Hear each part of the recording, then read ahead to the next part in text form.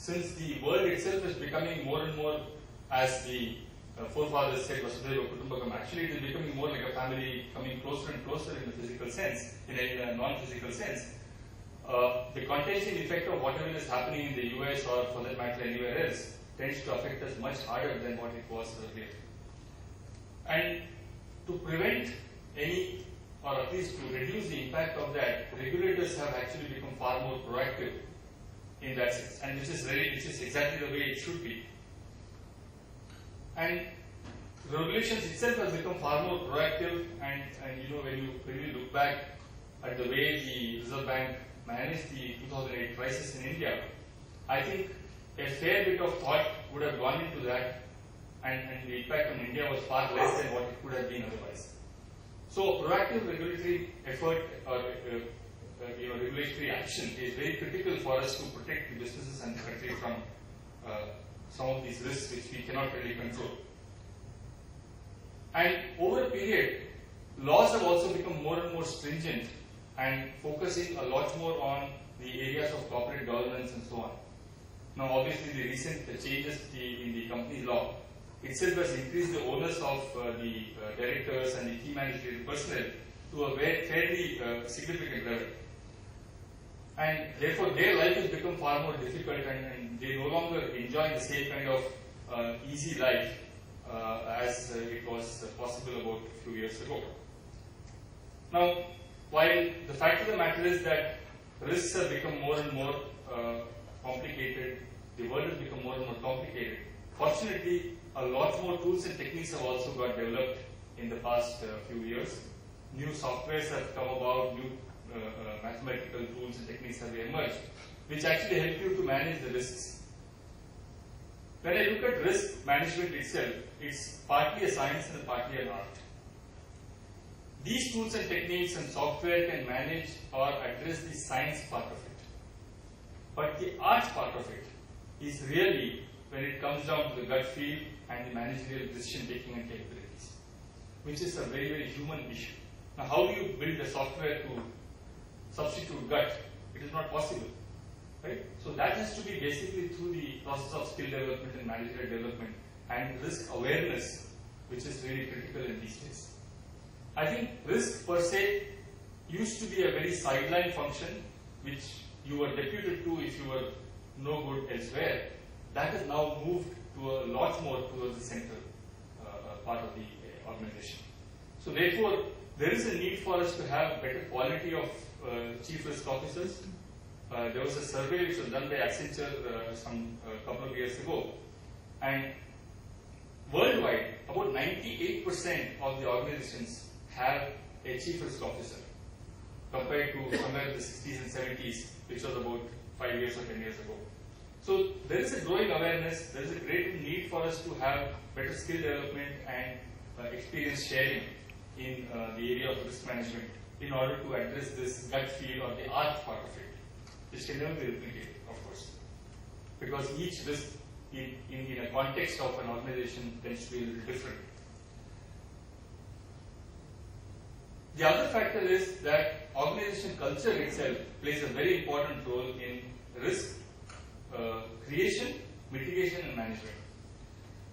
Now, whether a particular set of managerial staff or the shareholders or the promoters have a long-term vision towards building an institution, or are they looking for make a quick buck, has a huge impact on how the risks arise and how they are managed. Ultimately, it is the organization's DNA that dictates risk, and the organization's DNA itself dictates how the risk will be managed as well. In a customer-facing or in a public-facing business like ours, which is primarily financial services side, one of the key risks that anybody faces is not so much credit risk or financial risk or liquidity risk, but the reputation risk. Because once the reputation risk is gone, it is going to take probably a couple of generations to get that same reputation back. And so therefore, it is necessary for organizations which are basically public facing or which have a fair amount of regulatory interactions to ensure that the reputation is kept at absolutely speaking level. In one small way, I'll give you an example. In our business, which is basically a lending business, the NPAs do arise, people do default, and we have had situations in the past in the industry where collection agents have gone on a bit of an overdrive and created some reputational issue for a certain bank and all that. So our collection manual, for instance, lays down the first objective is protect the reputation of the organization. Objective 2 is to collect the money. So it has to be somewhere woven into the manuals and the organization DNA and the way you train the people in order to ensure that your organization reputation is protected at all costs. That's the first, that's one way of actually creating this kind of a risk culture around. And when we talk about risk management and corporate governance, it's not just for very large entities and listed entities, etc. About 95% of the customer base of Reliance Commercial Finance consists primarily of SMEs. And there is a need for them also to understand the concept of risk management and deal with it. Of course, in a very different and probably more simplified way. Over the past 2 or 3 years, I have been interacting with our SME base within the country. And personally, I must have spoken to more than 3,000 such SMEs. Talking to them about the simple things about the need for simply maintaining a book of account, for instance, and why they need to pay the taxes on time. These are some of these things which tend to create so much of risk and deprive them of opportunities in terms of getting a better amount of private equity funding, or maybe even getting listed on the Bombay Stock Exchange, the SME side, and so on. Because if they don't maintain certain basic things about corporate governance or manage their risks in a certain way, their growth can get stunted, and that's the big risk. Now, one of the simplest things which I tell them is basically that please know the difference between your personal wallet and the cash box of the business that you run. The two are not the same. You might own the business 100%, but please know the difference between the two. Our collection guys get very alert if there is a marriage in one of our customers' homes, because there is a possibility that some of the business money will get diverted towards personal expenses, and maybe the next EMI may not come on time. So these are some of these things which actually are simple, but essentially what they point out is towards risk management and corporate governance. So it's not a fad, it's not just putting a few wonderful directors who have had a glorious past on your board, and it doesn't really take care of itself, but it's more a philosophy, it's the way you do work, the way you think and the way you act. So it's a lot more people-driven, a lot more mentality-driven, rather than a set of tools and techniques that we can actually do that. Earlier, risk management used to be simply buying a general insurance policy to cover your fire risk. I think life has moved on from there significantly, and we really have a whole host of new things really which are coming across, and that is what I think we need to really focus upon. And forums like this, obviously, at least they may not solve these issues, but at least they help in raising some of these things and make the people a little more aware than what they really were. And in that context, being in the business of risk taking, it is very sort of topical for us to be participating in this particular seminar, and I really thank DNB for having organized this, and at Reliance Commercial Finance, I feel very proud and privileged to be a part of this thought leadership forum. Thank you so much for your patience, and I do hope that the deliberations going forward will really benefit a lot, and we are certainly looking forward to hearing some of the luminaries just sitting on there. Thank you so much.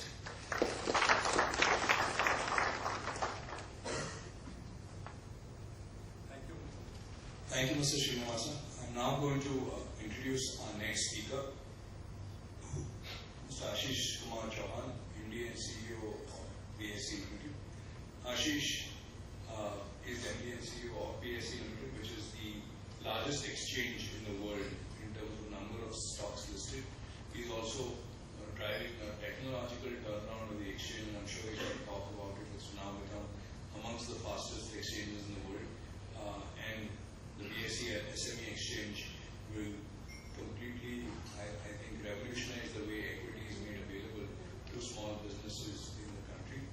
He has won the Distinguished Alumnus Award for the year 2014 from the Indian Institute of Technology, Bombay.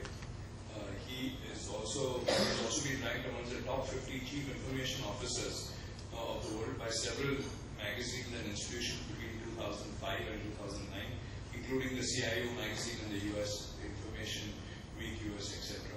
One thing that very few people know about, but I always like to highlight it, is the fact that Ashish was the founding CEO, the first CEO of the Mumbai Indians cricket team. So if you go there, into his room, besides the pictures of the Prime Minister, Finance Minister, etc., which are very common, I think the biggest picture there is one with Tendulkar. So on that note, I'm going to turn it over to Ashish. Ashish, you're welcome to speak there or whatever. Thank you, Kaushal, Dr. Jalan, Shri Nair, Shri Bhandari, Shri Mohapatra, Shri Nivasan, friends, ladies and gentlemen. It's a pleasure and honor to be in front of you. And sitting with Dr. Jalan is a great privilege. Thank you, sir, for making it today. For me, risk management is an interesting concept. I used to teach risk when I was setting up derivatives for modern derivatives for Indian markets. And so there was nobody talking about risk around 10, 12, 15 years back as a concept. And so I have a lot to talk. I used to run a 40-hour course, so you can imagine how much I can tell you in 10 minutes. But effectively, risk and management are in some sense orthogonal issues. In a sense, independent issues. Risk as a word and management as a word are in sometimes when you think of it, they don't look connected. Many of us have an intrinsic idea of what risk is all about, but we have not thought about it much. So, since I have thought about it, let me give you a perspective on how the risk and risk management kind of works. What is the risk? How does it arise? It's an interesting framework that why does the risk arise of any type? There are several risks sort of talked about operational risk and Hastart risk and reputation risk and model risk and software risk and so on and so forth. How does risk arise? Why does risk arise? And for me, risk is a function of time. If time was not there, then risk will not be there. Of course, we will also not be there. But because time is there, the risk cannot be past risk. Risk is always the future. So only if time passes and farther away in terms of any activity you have, more risk it has. Second portion about risk is, so it's a function of time. Second portion about risk is, it's movement away from expectations. That is, if you had expected things to happen and they happen more, it's still risk. Suppose you are invested in stocks, in say Sensex, and the price of all those stocks go up, and you had expected 10% returns, and you got 100% returns. It is a risk. Many of us are intuitively believing that if you have loss, it is risk, but loss is the past. Somewhere on the line, the risk for many of us is about 55 losses. It is not. The other aspect, so when you go back, you should be reading few books. If you get time, one of them is with my friend Ms. Nair, Against the Gods, by Peter Bernstein. It's a phenomenal book. It reads like novel, but it will give you a perspective on what risk is all about, how the measurement of risk and concept of risk came. So that brings me to the second book is rather several books of Nassim Nicholas Taleb, including Black Swan and Random Walk and so on and so forth. But this Peter Bernstein and Nassim Taleb have some great things to say, not that they are perfect, but you will get some ideas of what I am trying to sort of explore on. So when you worry about risk, it actually, the word risk in English came out of an Italian word called R-I-S-I-C-A. I am not an Italian, so I can't speak, but I think it is, I will pronounce it risicare or something like that. So it is to dare, to go against the gods. Right? When you try to measure risk, manage risk, in some sense, risk was about what is And that is why it comes out of God, right, in our older societies. And more sciences encroach on the religion, then science is giving more answers, and so the God is becoming smaller and smaller. But effectively, the framework of risk is basically coming out of concept of taking on the destiny. And most of the measurements we think now, or most of the models we think now, have actually come out of gambling. The insurance and the play of dice and so on and so forth. So when you are taught statistics, it's basically giving you all those examples, and you always think in management or statistical schools, saying why somebody is giving me example of dice, which is basically gambling, and we all don't like it. But most of the actions that happened over the last 600-700 years, in search of renaissance, in search of basically meaning of life, or search of science, even the risk management has actually moved forward. And I will keep it at that. But you have a concept of risk, which is moving away from expectations. If you have expectation of something happening, and it happens sort of away from that. And in mathematics, we call it standard deviation, or volatility, as Kaushal used it. So again, I will not teach you how this thing works, but it's a concept. A risk is something, and many people have talked about it, but you can't manage it if you don't measure it. The risk also needs to be first measured to be able to manage. You may be able to measure, it may happen that things come in your favor, but it may be by accident. You may become very rich, but it may be by accident, not by design. When you do things by design, that is called management. And for management, the first step is measurement. For example, in this room, temperature is a risk. Even 0 degree temperature or minus 50 degree temperature. If it moves away from our expectation of being closer to 15 to 20 degrees, it moves away from expectations to say minus 50, you have a risk, right? And it is possible that air condition might end up cooling it so much that it actually goes down to minus 50 and all of us freeze. And so if there was no measurement framework for air conditioning in this room, then it would be basically not manageable. And that's why there is a thermostat which actually measures the temperature and then sends more or less air or cool air into the environment in this room. So why I'm giving you this perspective is, you have to have concept of risk and awareness of that concept, and then you need to do measurement. Many times we are not aware, then you are doing management by accident, not by design. So you have concept of risk, moving away from expectations, and then you need to be able to measure. Like you measure temperature, you should be able to measure your risk also. Third aspect of it is that if you are good at managing a particular activity, every part of life is about managing risk. But some areas you are very good at by training, by your knowledge, information, wisdom, whatever. And some things you are not good at. For example, I am a businessman who is manufacturing, say, copper plates. But probably I am not good at managing the interest rate risk or currency risk. The risk of copper plate manufacturing I know very well. But currency management I don't know. What do I do? The risk which I am not good at, I should be able to pass on to somebody. And risk which I am good at becomes my core business, right? So many times if we want to reduce all the risk, then you will not have any business left. For example, if Reliance Capital stops actually giving loan, then they have no risk on loans, right? But then they don't have business either. So what you are good at, managing that risk, you keep with you, and what you don't, you pass on to somebody. And that is basically the modern framework of division of labor.